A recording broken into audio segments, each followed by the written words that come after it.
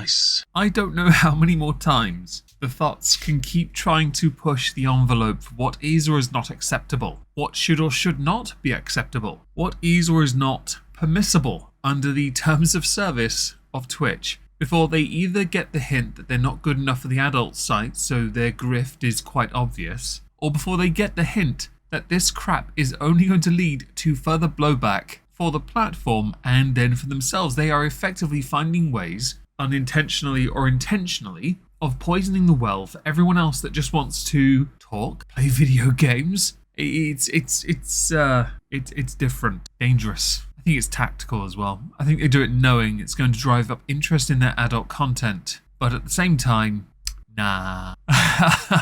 I'm gonna, before we go into what they've done, we need to talk about someone called Marina VT. VT means VTuber. Marina had some very strong perspectives that we alluded to in one of the previous videos on the subject of the thoughts. Obviously, my main gripe within those videos wasn't so much about the thoughts, more YouTube taking days to approve a video that had been at that point a hotter topic. Thanks for that, YouTube. You do a stellar job. Hell, you demonetized one video and you gave me a nonsensical reason as well. Reason's a very redefined word in this one. Shortly after my last video on this subject where Twitch reversed their TOS changes, VTubers Uprising was trending, and one of the main reasons why concerned Marina. Marina had put out an 11-tweet thread talking about the TOS changes. Marina, with their particular art content, went full nude on the avatar. They were warned multiple times by chat this was not a good idea. Marina decided to ban people in the chat. At the point on the 16th of December, Fenzi had not made any statement on this subject. Marina had been on their Twitter account promoting their streams with their avatar full nude, celebrating degeneracy live on Twitch. Come hang out. Now, I don't quite get how this could be considered appropriate for the platform of Twitch. On the 14th of December, Marina had been suspended by Twitch, and on the 15th, when the TOS was changed, unbanned or unsuspended. They had, at the point of their ban, their suspension, put out that 11-thread tweet raging about this system. But the part I want to read that's relevant: I believe all users should have to verify age to even see streams and thumbnails that have content warnings. Otherwise, they should be hidden full stop. As of right now, all creators can do is label responsibly, the rest is up to Twitch. Blah blah blah, appreciate support. Now, I agree about verifications to an extent, because I had to introduce a system to stop bots from constantly spamming in my chat. And it was bots. They were linking to illegal sites, asking for personal information, so we made it so that only verified accounts could do that, which I don't like doing that. I don't like that I had to do that. The age part, though, is a bit strange because on your thumbnails for your own tweets, you're posting full nude avatar images. This then invariably leads to the question of, is it remotely appropriate to stream on Twitch where you know you have to be restricted because you can't be asked to take your VTube avatar and stick some clothes on it? Because artistic nudity is not the same as actual nudity. This gets quite grey area-ish, right? On the 15th of December, Marina had tweeted, "I owe artists and VTubers a huge apology. I never meant to cause any harm, and I did genuinely believe after reading the TOS updates multiple times that I was okay to display fictionalized nudity on static art, as long as I labeled correctly. With the terms of service changes, clearly streams like my own and many others were not in line with what Twitch had anticipated, and I deeply apologize for that.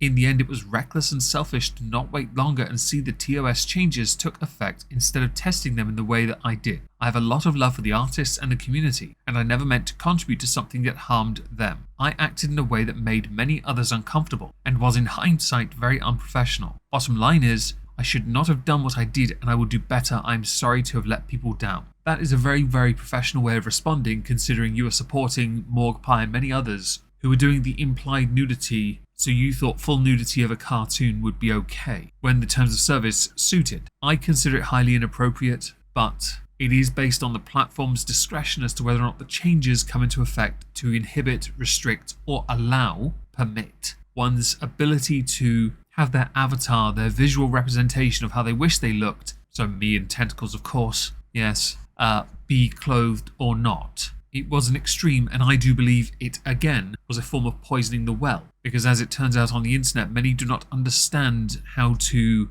gauge a proportionate response and instead go to the extremes. Not realizing once they've shown their hand, they've also shown how stunted they are, incapable, inept they are. But the apology is valid regardless. Of course, with any apology in the online space, many are going to point and say, but you are defending these kind of streams because you are declaring it as a form of art. It is art, but it is a very adult type of art and also kind of shit. Come on, be honest here. When people were doing this and the reaction was very visceral, it was because, yes, a lot of young people can get on the platform. Having the checks in place seemed like another reason to ensure Twitch was not held accountable when we know many people can get around it. I know at that point the onus is on the parents, but I also think a level of responsibility on the creators is vital. And using that new meta didn't really work so well when taken to art form. There are plenty of discussions concerning Lolly. Is it called Lolly? That. I should of course point out that as a direct consequence, Marina has been released with immediate effect from any association with glitch energy. Her Discord server has been outed as being highly inappropriate with children on the server, and others are calling out Marina as well for endorsing toxicity and starting harassment campaigns. So the apology can be seen as disingenuous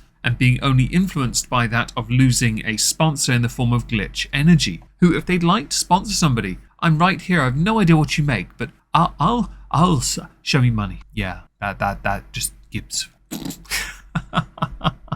So while I'm now mentioning new meta, there's another one, you might have noticed it on the thumbnail, concerning censor bars. That's where we're gonna go now. I do wonder at which point of this video, considering the nature of the subject matter, where it is exactly we end up getting demonetized. If I haven't yet, I might now. If you're reviewing this YouTube though, I am showing no nudity. I am talking about the meta aspect of it. Grow up! If you can be bothered. For obvious reasons, I can't now show any videos of people using this meta, right? Because it implies yet again nudity, but it isn't. Here is proof of it being a fake. Person using a censor bar when the bar goes down. As if it wasn't obvious enough, unless they're fake, they're not usually this perky or pushed up. So Twitch's new topless meta has taken the streaming world by storm, and now an OnlyFans model has found a way to spice up the controversial content through censorship. Firedancer is the streamer in question. She is obviously a Twitch streamer and again obviously an OnlyFans model. I wonder why they would go to Twitch to promote themselves, their brand, and entertain the masses. Footage spread like, well, wildfire dancer, receiving over 100,000 views in under a day, with many users impressed and disgusted. Now, I'm impressed because somebody has taken another way to imply something but not actually be it, right? The thing with these censor bars is that they don't move with the person, so that person is stuck in that position for however long they're streaming because they legitimately cannot move, so they have to switch scenes so they can adjust themselves, right? And then get back into the same position. They're not keyed to mobility. You can do that in video form and have it follow you about, and I was going to do it in this, but then I realized this video wouldn't get enough views to justify me wasting that much time. But that's the thing. They're just blank pieces of JPEG imagery, dumped, cropped, and moved into a vague position. Of course, at times when these streamers have moved enough, you see straps, you see tops, you see obviously they're wearing clothing. Although to be honest, considering how many women sit in these streams, the bottom half one seems a bit redundant. In the case of Firedancer though, her censor bar malfunctioned, and that's where we got that image confirming she was wearing a top, when in the same clip she would claim she was not wearing a top. Yet because of the lack of mobility, when she did move just a little, the top she was wearing was visible underneath the censor bar. So the implied aspect becomes, well, moot. It's the titillating to draw you in because you want to see them, as if you can't anyway. I don't want to be that guy, but they're everywhere. Just saying. The lovely folks over at Reddit had a few choice words about this. New meta just dropped. How trashy can we get? Surely this is the limit. Another was a bit more hostile with their response and urged Amazon-owned platform to take action, saying Twitch just banned this already. It's so goddamn sad to see what Twitch has become. I'll be honest, in this instance, I can envisage foresee in the future Twitch getting a bit more authoritarian on it. They're not the best at communicating with their communities, and if there's enough blowback on this, yes, they will actually act, but it's just as likely they won't, provided there is a clear disclaimer that they're not actually nude and it's just the titillating enticement part. I'm surprised none of them on their censor bars had the words only fibro, only fupa, only failing at adult content written on it, perhaps. Maybe for those who prefer something a bit sweeter as opposed to something more used, only fudge. I like fudge. I'm not the only person that thinks that this is trash, but also in its own way clever, a way of finding a way around the rules. And these people who do this are not necessarily financially stable, but they do well enough from these kind of streams, well enough from their donations, well enough from their extracurricular activities off of Twitch to not be so bothered by being banned every so often. So they can push the envelope. People like myself, of course, we don't do this because we're gorgeous and we don't need you to see it. We're just gorgeous anyway. By all means, insert some kind of gatekeepy-like comment about my amazeballs, chalk, nails, board voice. In the context of what we have received or seen from Fire Dancer, I'm intrigued to know what you all think at present. They are a streamer that have over 200,000 followers. Their new meta stream has over 370,000 views on Twitch. They've done really well recently, and I'm kind of curious to see how they push forward, considering it is clearly a front as an excuse to push the OnlyFans stuff, really, which generally I don't see a point in being bothered by. It's just an aspect of the grind, yeah. Although, credit where it is due for this particular user, they don't use it to push the adult film content or have a blow-up doll made of them. So, how long do you reckon until this gets banned as well?